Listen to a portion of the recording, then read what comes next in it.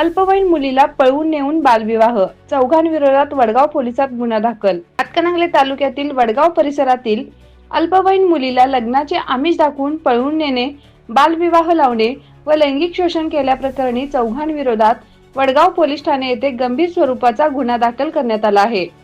पोलिसांनी दिलेल्या माहितीनुसार यश जगदीश कांबळे वय 22 राहणार बुवाचे वाठार तालुका हातकणंगले याच्यासह संदीप अप्पासो जाधव, दीपाली सुहास जाधव व रेखा अप्पासो जाधव राहणार नागराळे तालुका पलूस जिल्हा सांगली यांच्या विरोधात भारतीय न्याय संहितेतील विविध कलमे तसेच पोक्सो व बालविवाह प्रतिबंधक कायद्यान्वये गुन्हा दाखल करण्यात आला आहे। तक्रारीनुसार संबंधित अल्पवयीन मुलीला लग्नाचे आमिष दाखवून जानेवारी 2025 मध्ये घरातून घेऊन जाण्यात आले। त्यानंतर तिला सांगली जिल्ह्यात ठेवण्यात आल्याचा आरोप आहे। पुढे एप्रिल 2025 मध्ये संबंधितांचा बालविवाह लावण्यात आल्याचेही पोलीस तपासात समोर आले आहे। दरम्यान मुलीची प्रकृती बिघडल्याने आरोग्य केंद्रात उपचारासाठी नेण्यात आले असता हा प्रकार उघडकीस आला। त्यानंतर चौकशी करून पोलिसांनी संबंधितांविरोधात गुन्हा नोंदविला। या प्रकरणाचा पुढील तपास सहाय्यक पोलीस निरीक्षक अनिता पवार करीत आहेत।